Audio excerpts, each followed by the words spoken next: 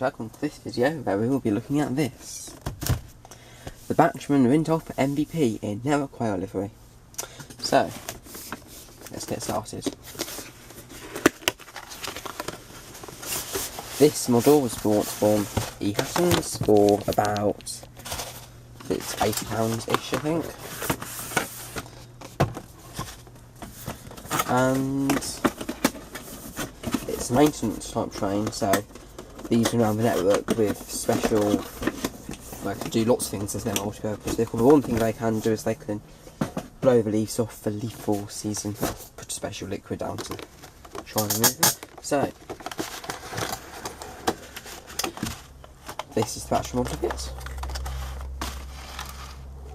And this one will be the motor coach, just as you can see. It's got more detailing here. So, take that out. Now these do come in a little tray when you first get a looks at this though, so it's not, but they are very hard to get into place, those up. They're not hard to place, but it's hard to get into little holes. So, there we go, and I'll put that packaging out of the way.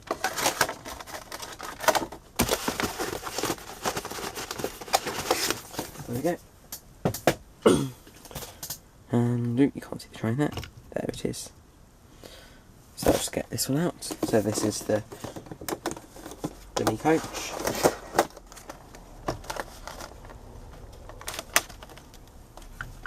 Camera's not a very good angle today, is it? It's going to be a second I'll readjust it.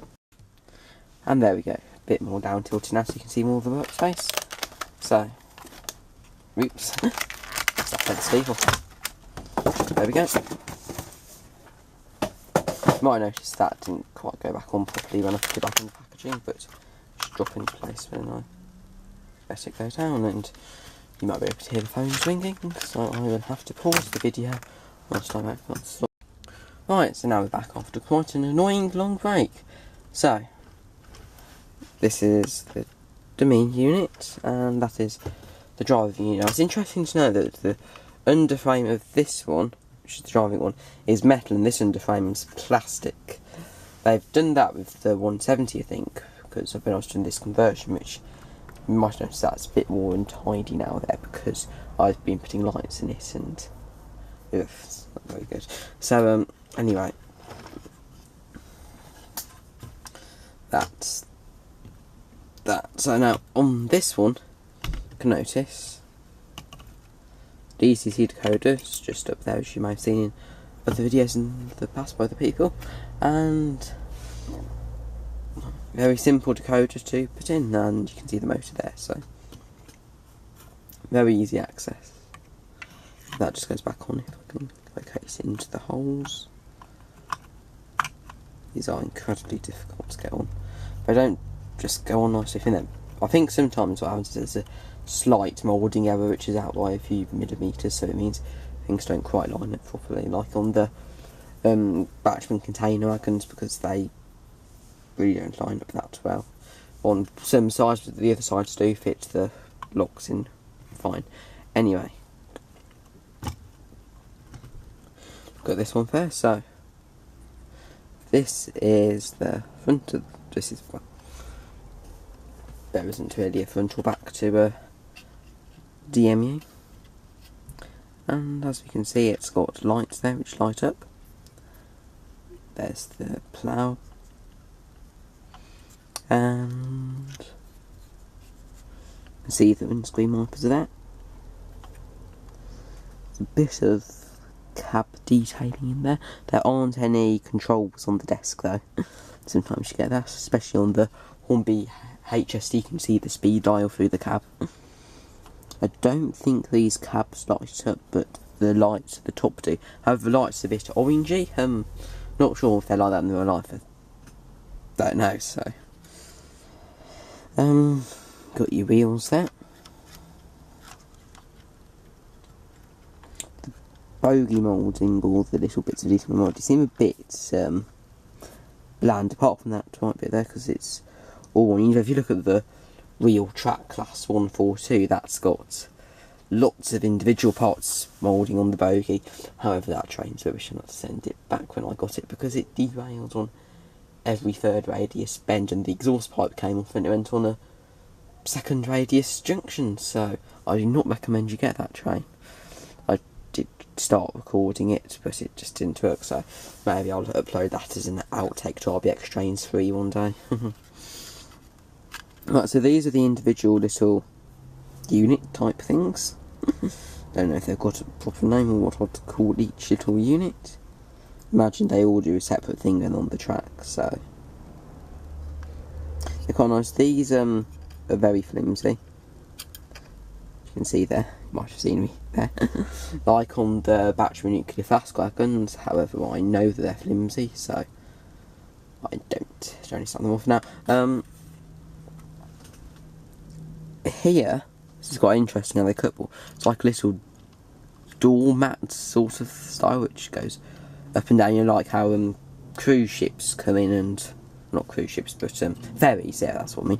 Come in and they'll go up to the port and they'll land there. Drop down to it like that. So that's your coupling there. That does carry carries 4 electrical wires, which is unusual. I've just noticed that behind the cab there, see a few little buttons. I didn't notice that before. And it's quite an unusual coupler. I've never seen this type of coupler before. I don't know if Bachmann intends to again, because Bachmann are quite fond on their 2-bar draw coupler with electrical current going through on their. I know that's a very good coupler. The only thing is they're quite snappable.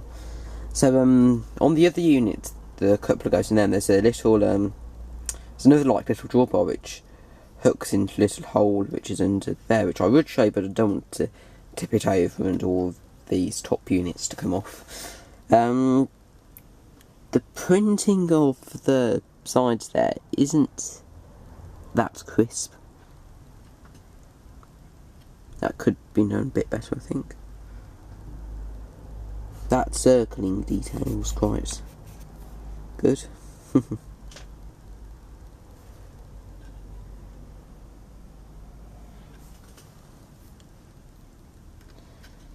can see they've done a lot of stuff. I'm not very good at describing things very often. Now, I know a lot of times in the comments I said this before, you say that my nails are quite long, but I have them long because I like to be able to bend them. Just feels nice, which might sound a bit strange to you, but I quite like them. You can see the train number there is DR98956, which does not follow the usual classification system of trains, so have to find out why. It's probably in the class 900s for Network Rail department vehicles, so but then it would say 9, I'll probably be 95 something because it's diesel. I don't know exactly how the Network Rail classifications are for departmental trains, but yeah, that is very nice. And this bit of unit here, you can see that's got loads of moulding onto it. It's got blue bits there and a nice grill there. Plastic moulded grill though. Doesn't really matter though. And yeah, so that's the Jimmy unit end. The good thing of Bachmann's couplings for multiple units is that they take electricity through the coaches. So if you look at Hornby's examples, you have to put decoders in each coach, which is very awkward. The only exceptions are the older Bachmann locos, like the class 170s, where they don't have electrical current. They've got their interesting hook and pin couplers on each side. Well, it's only very small pin, isn't that big. It's probably about be easy to get on, isn't it? See a corner here. I've had some out recently. Well, this is my little tray of parts of what's just ended up. And there we see we've got one here. Is there another one? Don't think so. So as you can see, that little pedal hook goes over that little, you see, sticks up a bit, so that would go on the hook, and they would hook onto that loop on the other side, and the other one goes onto on that side, and it's a very effective strong coupling. The only thing is they're so strong that I snapped them off on my shortened train and then super glued it back in, and no, it's not very nice, and the anti-super glue remover we got said it was plastic free on the website, came and it didn't really go with the plastic safe description it originally gave. So the train's fine itself, it's just the undercarriage. However, that train doesn't run very well since then. Maybe the plastic remover got into the motor and I thought about that before. Anyway, so that is our dummy coach, and this is our motor coach, and that is very cold and strong, and we know it's metal by telling that. So this is very heavy. That front will be the same as the other coach, apart from this one's got two little magnets, one driving and one might be operating the controls, not to imagine. However, they haven't got much to do as the desk is quite blank, as it hasn't got anything on it. I don't know if you can see it, but I can certainly from my angle, there's nothing in that desk. The windows are actually quite nice, and there's a little window on the door there, which I hadn't noticed before. And my question about these is, why is there a little wheel there? Is it to stop them getting wet when they stop this at the depot, or I don't know. As this is metal, they must have used two different moulds, or taken ages and done it in lots of moulds. I don't know if they would do that or not, but it's possible. So if we move it round, you can see at this end, that's the step there, and then you can see that's the couplings. There's this little hook there which goes into the hole, that carries the electrical connections, and the underneath of that to pass on the electrical signals. I think it's most likely to be two of them are for the LEDs, and the other two are for picking up extra electricity from the bogies. That's how I think it probably works. So I'll couple those up together now. So should we zoom in to see? Right, I'm zooming in a further away than the train, so I'll move the trains so you can see them couple up. And that focus is not very good, so we'll come out and let it refocus. The close-up focus on this camera isn't that good. Right, so got the two units there, so that just goes in there. Right, so I'll just the hooks in the way there. So what's helpful with these trains is a little flathead screwdriver, because to uncouple them you need to get that hook down, so you can often find that you need those. Oh, I'm obstructing the view of the coupling. Oh, there. Right, so that's not fully on yet, but it's going on. And they go together. You might need to push the coupling hook up if it hasn't gone in automatically, and then the coupling, apart from it's not coupled in my case there.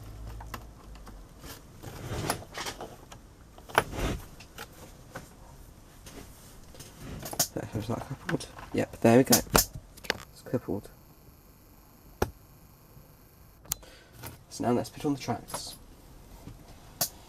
and lift. Very heavy at that point.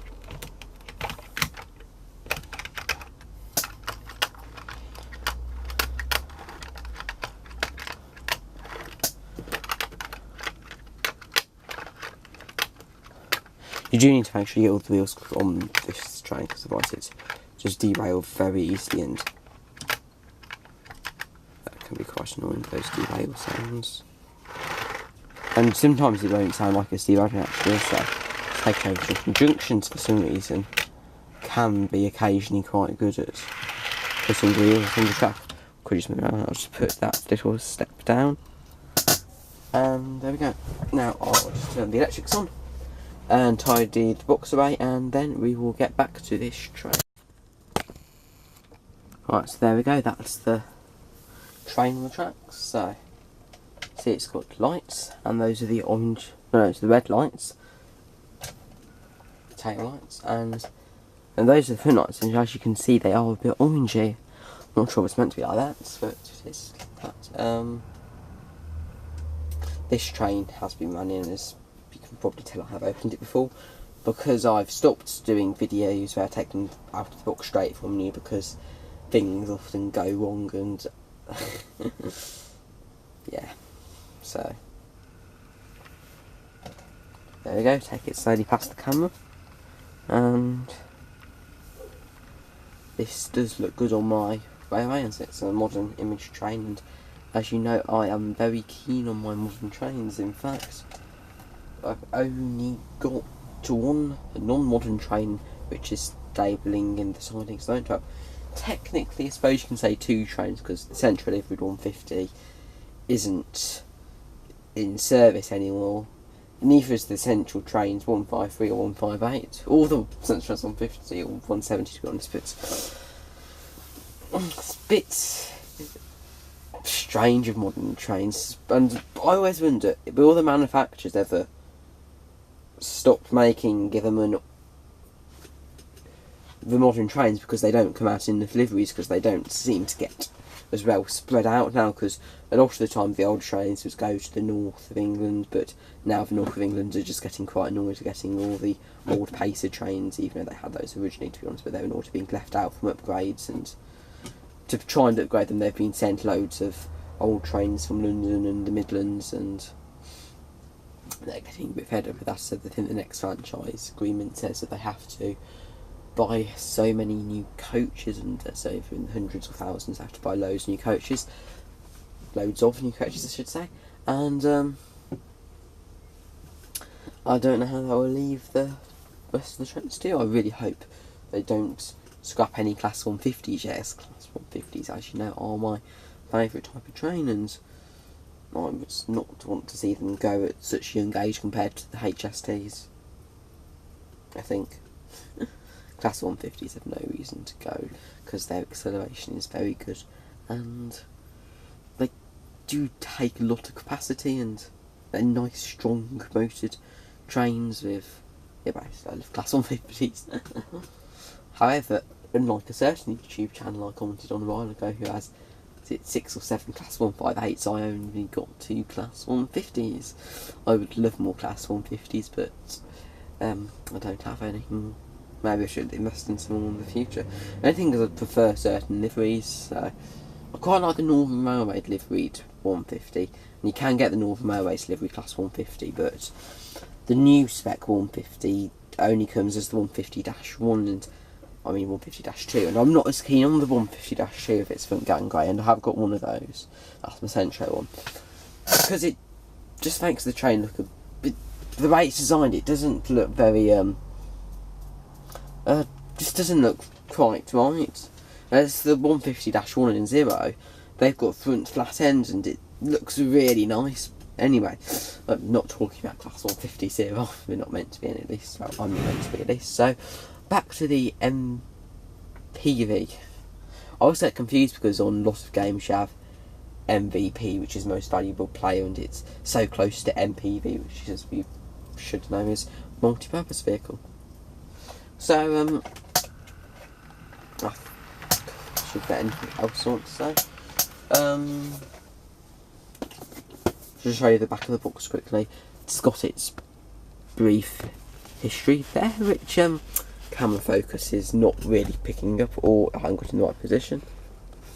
It's quite hard to the table there to show you the boxes because they're so big. See if there's anything here I'll extract to give you a little information about it. It says there, meet demands of modern rails, can carry 60 tonnes over 500 miles. Introduced in 1999, which was the year I was born in, so that's quite a nice train. I wish the Class 150s built in 1999, but then they'd be more modern, so they just wouldn't look like how they did look. Yeah, and just said they've got lots of different jobs, like I mentioned, with the leaf for rail treatment, and they do lots of work. I think often they can spray weed killer down the tracks to remove any debris which might cause the trains troubles. I do like how Bachmann put the brief history on the boxes.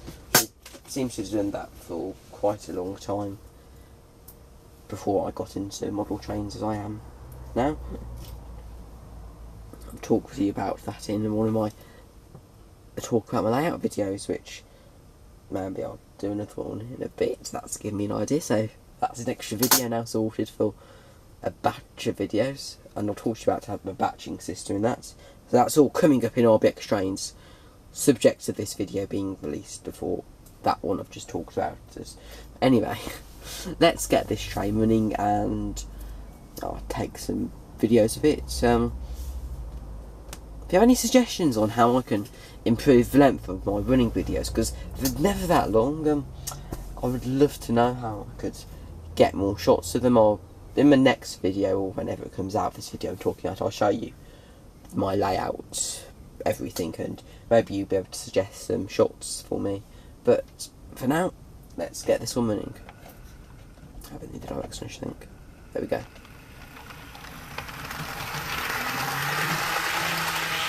Just to mention, check the junctions, quickly don't want to be raining. This train isn't the fastest of trains, but it does go at quite a decent fast speed. It depends what you want and if the fast speed matters to you. I don't like my trains to go really slow, I like them to have a bit of speed. This one's just right, I think, to get up on that speed. But if this train was in service, it would not be going at that speed. If you're just having your trains going round because you're enjoying looking at them and you're not trying to simulate real life operation at that time, I'd probably have it running at about that speed if I was trying to simulate its real operation. But for seeing it run, I like to have it on that speed, which I do for most of my trains.